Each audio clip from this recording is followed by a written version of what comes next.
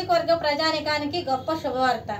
4 తరాల అనువంశిక సిద్ధ వైద్యం ద్వారా డాక్టర్ షేక్ మస్తాన్ వలి మొండి వ్యాధులైనటువంటి సోరియాసిస్, షుగర్, బొల్లి, అన్ని రకముల చర్మ వ్యాధులు, హెచ్ఐవి, ఎయిడ్స్, వైరల్ లోడ్ను తగ్గించి CD4 కౌంట్ను పెంచబడును. మనుల వంటి ఔషధ యోగాల ద్వారా ఆరోగ్యవంతమైన జీవితం పొంది ఉన్నారు. లివర్, కిడ్నీ, ఊపిరితిత్తులు, నడుముల నొప్పులు, మోకాలు నొప్పులు సంబంధించిన అన్ని వ్యాధులు చూడబడును.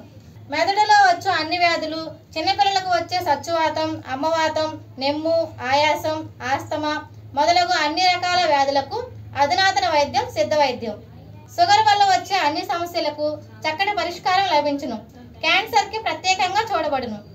సంప్రదించవలసిన మా address Vinukonda, Veltur road, Srinivasa clinic, doctor Shaik Mastan Vali. Cell number 7013922141 9492901472.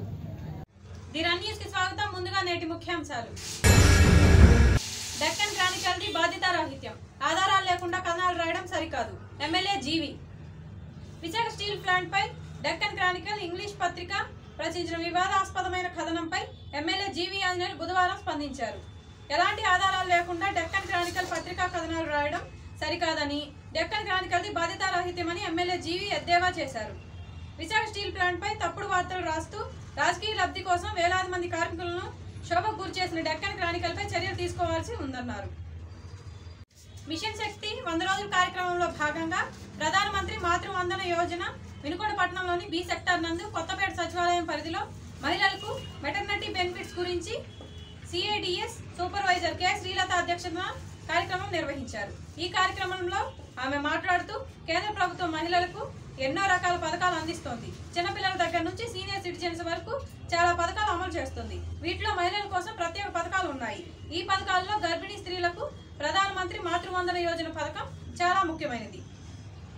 లక్షల మంది గర్భిణీలు ఈ పథకం ద్వారా లబ్ధి పొందుతున్నారు. మొదటిగా గర్భవతి అయిన ప్రతి మహిళలకు 5,000 రూపాయలు ఈ పథకం ద్వారా లబ్ధి పొందుతున్నారు. ప్రతి గర్భవతి ఆశా కార్యకర్త ద్వారా ఈ పథకానికి పేరు నమోదు చేసుకోవచ్చని తెలిపారు. ఈ కార్యక్రమంలో ఏఎన్ఎం పరమేశ్వరి, అంగన్వాడీ కార్యకర్తలు బి నాగమణి, ఉమాశంకరి, అరుణ, నిర్మల, జ్యోతి, సునీత, ఉమామహేశ్వరి మరియు ఆశా కార్యకర్తలు, తల్లులు, గర్భవతులు పాల్గొన్నారు. ప్రైవేట్ పాఠశాల యాజమాన్యంపై తల్లిదండ్రులు దాడికి పాల్పడుట. ఈ సంఘటన వినుకొండ పట్టణంలోని వాసవి ప్రైవేట్ స్కూల్లో చోటు చేసుకుంది.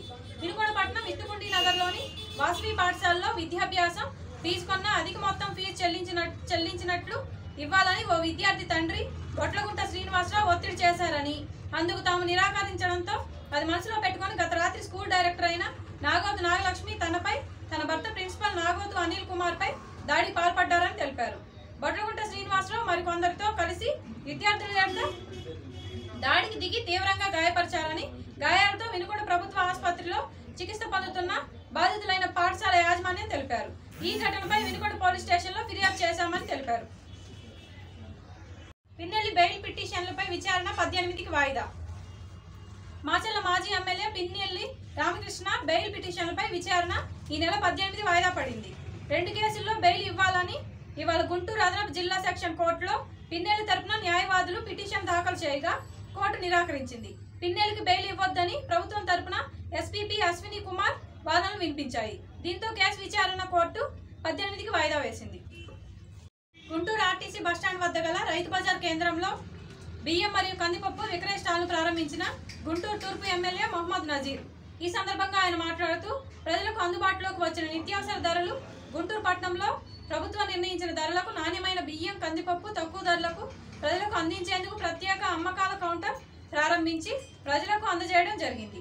రాష్ట్రంలో ఇకపై నిత్యావసర ధరలు ఇష్టానుసారంగా పెంచకుండా ధరల స్థిరీకరణ ఆదేశాలు ఇచ్చిన రాష్ట్ర ప్రభుత్వం. గుంటూరు పశ్చిమ నియోజకవర్గం ఎమ్మెల్యే గల్లా మాధవి ఆదేశాల మేరకు 23వ డివిజన్ అధ్యక్షులు లాం వర్ధన్ రావు నాయకత్వంలో 163, 164 బూత్ అక్కడ ఉన్న చెత్త తొలగించడం జరిగింది. ప్రజలకు ఇబ్బంది కలిగించేలాగా అనారోగ్య సమస్యలు రాకుండా జాగ్రత్తలు పాటించాలని ప్రజలకు వివరించి చెప్పి అక్కడ ఉన్న చెత్తను తొలగించడం జరిగింది. ఈ సందర్భంగా 163వ ఇన్ఛార్జ్ ఇంతియాజ్, తెలుగుదేశం పార్టీ కార్యకర్తలు మరియు 164వ బూత్ ఇన్ఛార్జ్ నవమిల, అంగన్వాడీ డాక్రా సాధికార సంస్థ ప్రధాన కార్యదర్శి పాల్గొన్నారు.